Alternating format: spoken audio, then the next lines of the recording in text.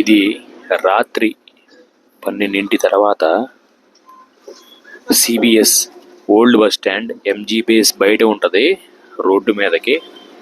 పాత bus stand హైదరాబాద్లో ఇది పరిస్థితి. 12ంటికి కూడా జనం ఊర్లు వెళ్ళడానికి తిరుగుతూ ఉన్నారు. ఇదైతే ఏపీఎస్ఆర్టీసీ కౌంటర్ అన్నమాట.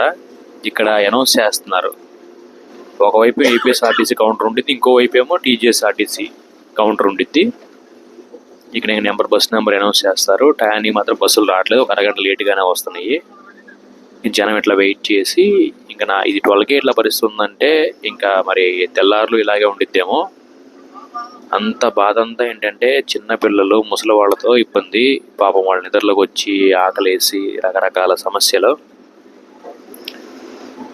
కూర్చోడానికి కూడా కనీసం చైర్లు కూడా లేవు పాపం. పరిస్థితి ఇంత ఇలా ఉంది ఇక్కడ అయితే.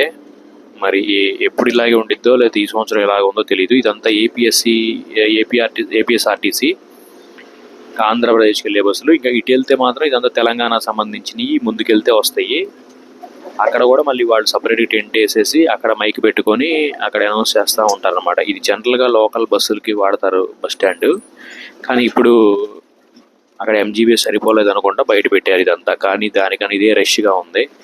నేను ఇందాక ఆ బస్ స్టాండ్ చూసి అప్పుడు కొంచెం ఈజీగానే ఉందనుకున్నాం, కానీ బయట పరిస్థితి వచ్చిందో చూస్తే తాగడానికి నీళ్ళు లేవు, కూర్చోడానికి సీట్లు లేవు.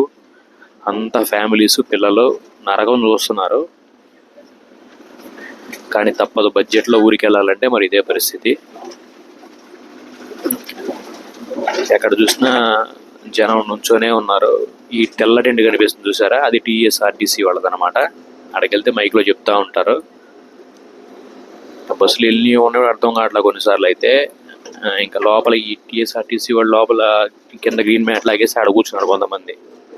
పరిస్థితి అయితే కొంచెం టఫ్గానే ఉంది. మరి వీళ్ళల్లో ఇల్లు చేరేటకి ఎప్పుడు పడుతుందో ఏమో.